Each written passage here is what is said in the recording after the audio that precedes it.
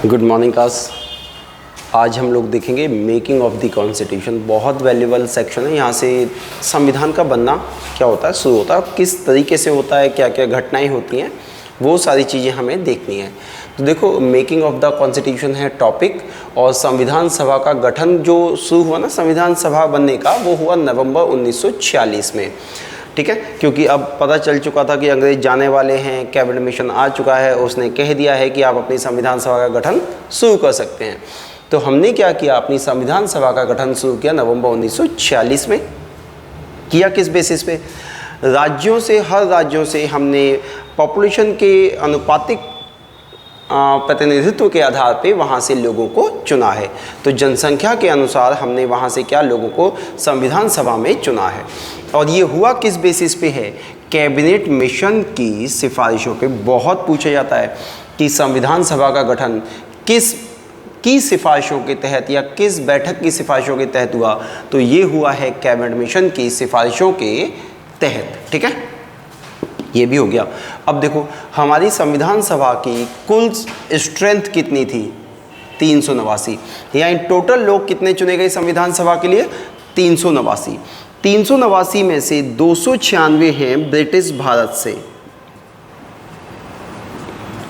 British Bharat से। अब ये ब्रिटिश भारत क्या है?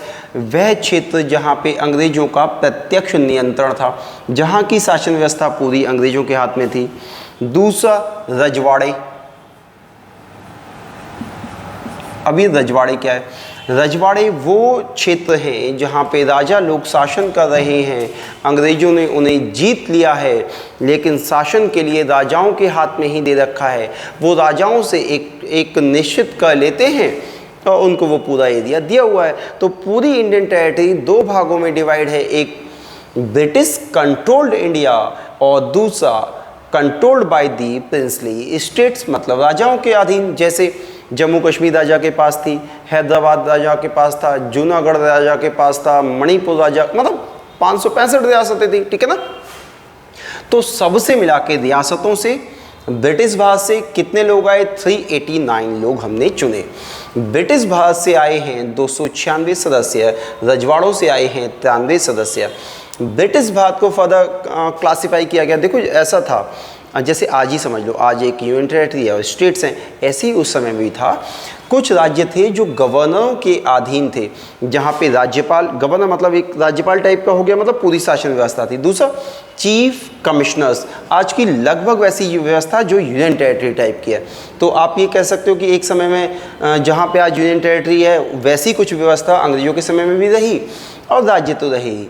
तो जो राज्यों से आए वो कितने आए? 292।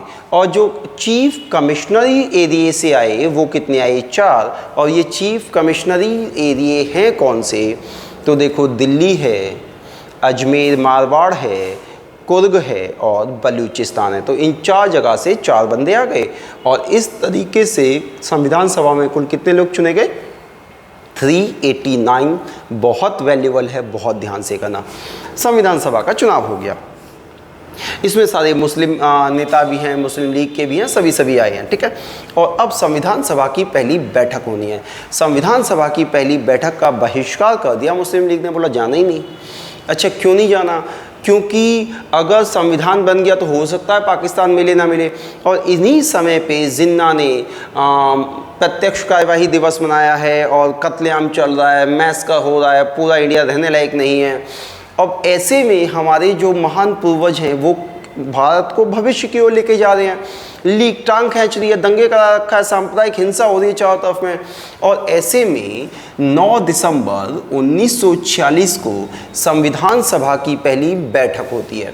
संविधान सभा की पहली बैठक में अस्थायी अध्यक्ष चुना जाता है सच्चिदानंद सिन्हा को। Sachchidanand Sinha was the interim president of first constituent meeting.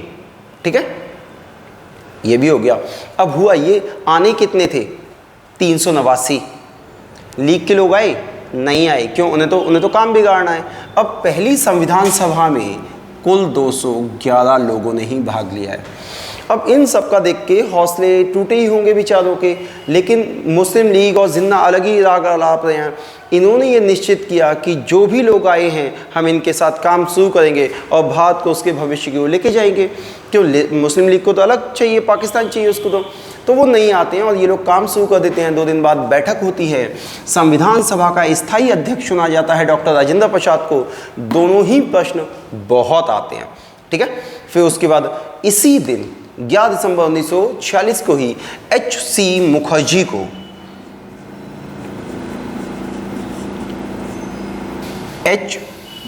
Mukherjee को संविधान सभा का उपराष्ट्रपति चुना जाता है, वाइस प्रेसिडेंट चुना जाता है, ठीक है। फिर B.N. राव, बहुत पूछा गया है। B.N. Rao was the constitutional adviser of the constituent assembly. ये क्या है, संवैधानिक सलाहकार हैं, संवैधानिक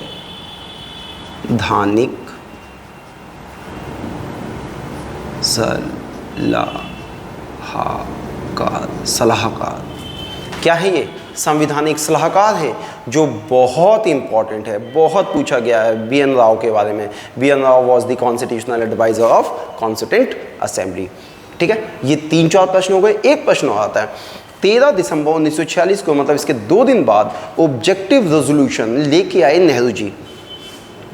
अब ये ऑब्जेक्टिव रेजोल्यूशन है क्या, एक हेडिंग, एक इंडेक्स की कॉन्स्टिट्यूशन अंदर होगा क्या, उसको हम बाहर बताएं। जिसे आप प्रेमबल या प्रस्तावना कहते हैं, वो देन है पंडित जवाहरलाल नेहरू की।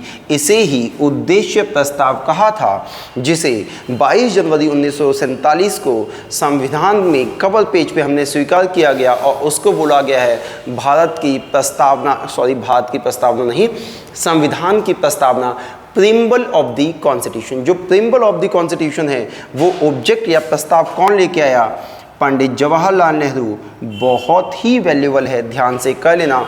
ऑब्जेक्टिव प्रस्ताव ही बाद में जाके हमारे क्या बने, प्रस्तावना या प्रीम्बल बनी। ये कौन लेके आया था, पंडित जवाहरलाल नेहरू लेके आए थे, 13 दिसंबर 1946 को लेके आए थे। हमने इसको एक्सेप्ट कब किया, 22 जनवरी 1947 को। तो इस तरीके से कुछ हमारे कॉन्स्टिट्यूशन की क्या हो रही है, फ्रेमिंग हुई। सदस्य चुने गए, सदस्य जनसंख्या के अनुपात के आधार पर चुने गए थे। पहली बैठक में 211 लोग शामिल हुए। पहली बैठक 9 दिसंबर 1946 को हुई। सच्चिदानंद सिन्हा अस्थायी अध्यक्ष बने। 11 दिसंबर को डॉक्टर राजेंद्र प्रसाद अस्थायी अध्यक्ष बने। फिर इसका वाइस प्रेसिडेंट H.C. मुखर्जी बने। B.N. राव कॉन्स्टिट्यूशनल एडवाइज़र बने। और ऑब्जेक्टिव प्रस्ताव कौन लेके आया, नेहरू जी लेके आए। इसके अलावा हम देखेंगे उन सारी समितियों को जिन्होंने हमारे संविधान का निर्माण किया। बहुत सारी ड्राफ्टिंग कमेटी हो गई, झंडा समिति हो गई, इस तरीके की बहुत सारी कमिटीज़ बनी हैं।